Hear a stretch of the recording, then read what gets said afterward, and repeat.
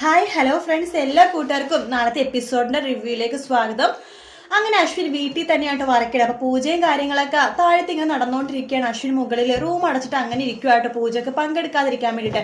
അതിനുവേണ്ടി നമ്മുടെ ലാവണ്യം അതുപോലെ തന്നെ അഞ്ജലി മുത്തശ്ശി എല്ലാവരും മാറി മാറി അശ്വിനോട് പറയണേടാ പൂജക്കൊന്ന് പങ്കെടുക്കുക എന്ന് പറയുമ്പോൾ ഇല്ല, ഞാൻ എന്റെ പണി ചെയ്തോളാം, നിങ്ങൾ നിങ്ങളുടെ പണി ചെയ്തോ എന്ന രീതിയിൽ അശ്വിൻ സംസാരിക്കുവാണ്. അതിനുശേഷമാണ് ശ്രുതി ഇന്നലെ പറഞ്ഞ പോലെ ശ്രുതി ആ ബുദ്ധി ലാവണ്യക്ക് പറഞ്ഞു കൊടുക്കാണ്. കരണ്ട് പോകുമ്പോൾ താഴത്തേക്ക് ഇറങ്ങി വരുമല്ലോ അശ്വിൻ, ആ സമയത്ത് പൂജയിൽ പങ്കെടുപ്പിക്കാന്ന്. അതെ, ആ തന്ത്രം വിജയിക്കുവാണ്. അങ്ങനെ അശ്വിൻ കരണ്ട് പോയ സമയത്ത് നിലത്തേക്ക് എല്ലാവരും അന്വേഷിച്ചു വരികയാണ്. അപ്പൊ അവിടെ പൂജാ റൂമിൽ മാത്രമാണ് തീപ്പെട്ടി വിളക്ക് വെക്കുന്ന സാധനങ്ങൾ വെക്കുക.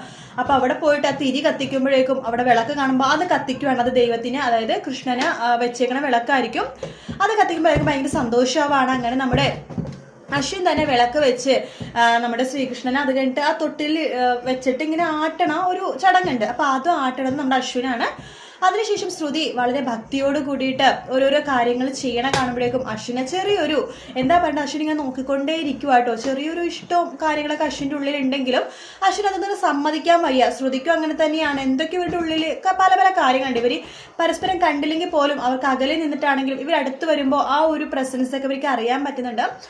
അതിനുശേഷമാണെങ്കിൽ ലാവണ്യനെ വീണ്ടും നല്ലൊരു മരുമകളാക്കാൻ വേണ്ടി ഓരോരോ കാര്യങ്ങൾ ശ്രുതി ചെയ്തുകൊണ്ടിരിക്കുമ്പോൾ ലാവണ്യ അതിനനുസരിച്ച് ചെറുതായിട്ട് മാറുന്നുണ്ടെങ്കിലും ശരിക്കും പറഞ്ഞാൽ അശ്വിൻ്റെ ഇഷ്ടങ്ങളൊക്കെ, അതായത് അഞ്ജലി അശ്വിൻ്റെ ഓരോരോ ഇഷ്ടങ്ങൾ പറഞ്ഞു കൊടുക്കും. അശ്വിന് ഇന്ന കറികളാണ് ഇഷ്ടം, ഇന്ന സാധനങ്ങളൊക്കെയാണ് ഇഷ്ടം എന്ന് പറയുമ്പോൾ അതൊക്കെ ശരിക്കും പറഞ്ഞാൽ ശ്രുതിയാണ് ചെയ്ത് പഠിക്കണത് ലാവണ്യക്ക് വേണ്ടിയിട്ടാണെങ്കിലും.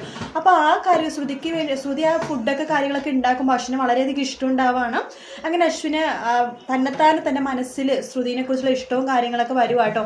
എന്തായാലും നാളത്തെ പൂജ അശ്വിൻ തന്നെയാണ് ചെയ്യണത്. അത് അശ്വിന് അറിയാം ശ്രുതിയുടെ ബുദ്ധി കൊണ്ടിട്ടാണ് ലാവണ്യ ഈ കാര്യങ്ങളൊക്കെ ചെയ്തത്. പക്ഷെ ബാക്കിയുള്ള വിചാരം ലാവണ്യയുടെ ബുദ്ധി കൊണ്ടിട്ടാണ് അശ്വിൻ നിലത്തിറങ്ങി വന്നതും അതുപോലെ തന്നെ വിളക്ക് വെച്ചെന്നൊക്കെയാണ്. പക്ഷെ അശ്വിനും ശ്രുതിക്കും ലാവണ്യക്കും മാത്രമേ അറിയുള്ളൂ ഇതിനെല്ലാത്തിനും കാരണം ശ്രുതിയാണ്. ശ്രുതി കാരണമാണ് ഇന്ന് ആദ്യമായിട്ട് എത്താൻ ശ്രീകൃഷ്ണന്റെ ഈ ഒരു വിശേഷ ദിവസത്തിൽ ഇങ്ങനത്തെ കാര്യങ്ങളൊക്കെ ചെയ്യണേന്ന് അവർക്ക് 3 പേർക്ക് മാത്രമേ അറിയുള്ളൂ. എന്തായാലും അടിപൊളി ഭാഗമാണ് നാളെ വരാൻ പോണത്.